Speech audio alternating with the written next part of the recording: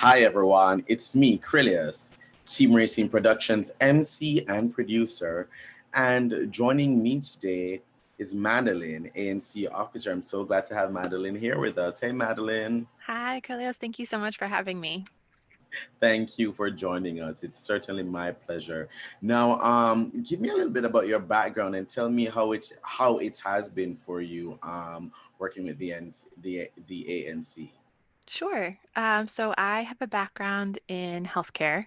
I've worked as a lobbyist and as a project manager on both patient and provider sides. And I've lived in DC for about 6 years and tried to get involved with local organizing efforts. And one of the first things I got involved with was Stop Police Terror Project. And in 2016, they were working on getting the NEAR Act, the Neighborhood Engagement Achieves Results bill passed and then funded in 2018. And so I took a resolution supporting the implementation of the NEAR Act to my ANC, which at the time was represented by 8 white men. And I had just moved to the neighborhood and kind of looked at that and thought, okay, that's interesting. And later, when my ANC Advisory Neighborhood Commissioner resigned to take another opportunity, another organizing friend of mine was like, this could be something you could do. And it was really low barrier to become an ANC to fill a vacancy. All I had to do, there's no one else running against me. So all I had to do was get, I think, 25 signatures. Mhm. And I was in. So it was a cool opportunity to get my foot in the door and see what representing my neighbors as an ANC would be like. That's I was lovely. I was signed in, sworn in, sorry, last summer. So it's been Wow. And a tell me, wild year. it's been a wild year. So what's Yes. been the most rewarding thing about being an ANC commissioner? The most rewarding thing about being an ANC commissioner, I would say, kind of goes along with what I hoped to get out of it, which was being able to both represent voices that weren't necessarily being heard, which kind of goes back to what I said. I was looking at this slate of 8 white men and being like, wow, no women, no people of color in this commission. So that's been really exciting to have people, constituents email me and be like, wow, like I haven't felt represented before, and now I do, and thank you.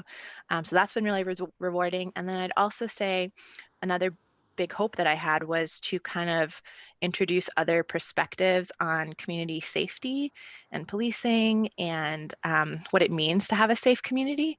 And likewise, I've gotten feedback from people that I represent saying like, oh, I hadn't thought about it in this way, or thanks for bringing this speaker to talk to us about people experiencing homelessness or drug addiction, or just things that our neighborhood has often looked at from a very um, criminal justice related lens. How can we kind of open that up and say, what resources do we have? Who's working in this space? So that's been really rewarding to be able to bring people like folks from the ACLU, folks from the Sentencing Project, N Street Village, BYP 100, people like that to come talk to constituents and talk to me and share their perspective. And so have like more dimensions to the conversations around safety. Wonderful. Now That's tell been me really rewarding. where you are, which segment, where in DC Sure. are you a ANC commissioner for? And tell me, do you plan to run for re-election? Great question. So I live with my fiance in Ward 2. We're like smack in the middle of downtown. So I represent an area that contains Thomas Circle. I'm the little yellow in the bottom left corner. So it's pretty commercial. You've got a lot of bars and music venues, hotels, a lot of commercial stuff, and a lot of residential units, like the building that I live in. So it's an interesting spot. There's a lot of we have a lot of unhoused neighbors who live here because there's people here, and so that's where they need to be. It's also an extremely safe neighborhood because we are right downtown, so there's a lot of resources. And I am not running for reelection, unfortunately. I've really enjoyed my time as an ANC, but I have lost my job due to COVID, and we're not able to afford to renew our lease. So not going to be able to run in this neighborhood again, but we'll see what the future holds in terms of future public Yeah. service. Yeah, And it's a shame. it is a shame, and it just shows just how this pandemic is affecting all of us. It's really, really, really affecting all of us. And as Truly. someone that's a commissioner right now, what will you say? What would you say for another commissioner coming in, or someone who wants to be an ANC commissioner? Mm. When you look at how, for example, COVID directly affects communities, what would your advice to someone trying to become an ANC officer be, when it comes to dealing with what we're going on right now? That's a great question. The first thing I would say in terms of advice would be to get involved with the mutual aid efforts in your ward. I've had the privilege to be involved with setting up Ward 2 mutual aid, and now volunteer with them occasionally. And ward mutual aid networks across DC are feeding so many people, bringing groceries to so many of our senior um, neighbors who it's not safe for them to go grocery shopping, or folks who have lost their jobs and can't afford even the basic necessities like food and toiletries, hand sanitizer, that kind of stuff. The mutual aid groups, there's a all DC mutual aid Facebook group, but then each ward has their own specific groups too. And tapping into those networks, I would say, would be a really great first step in terms of finding out the needs of the community. For instance, when I first was sworn in, I kind of assumed that ANC 2F was, really well off. It's a lot of luxury buildings, and it's a largely white population. Those were some of my assumptions.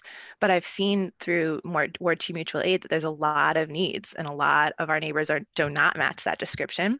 And just because they're not showing up at ANC meetings or have the loudest voice in the room doesn't mean they're not our neighbors. And so I would definitely recommend to anyone running for ANC, and I've already spoken to some of the women running for my seat, that's a great place to start in terms of seeing exactly how COVID is affecting families and communities, because it's really bad. And it's been really frustrating that the city government hasn't been necessarily stepping in to meet all those needs, but also really incredible to see just neighbors. Mutual aid isn't an organization, it's just neighbors organizing Yes, yes. in solidarity with each other. So that would be my advice, to tap into those networks. Thank you. Thank you so much, Madeline. And just before I let you go, if any of our audience wants to, follow you, keep up with you, or anything to that effect, how could they go about and do that? Sure. I'm Madeleine on most social media. It's a holdover from my dad's nickname for me.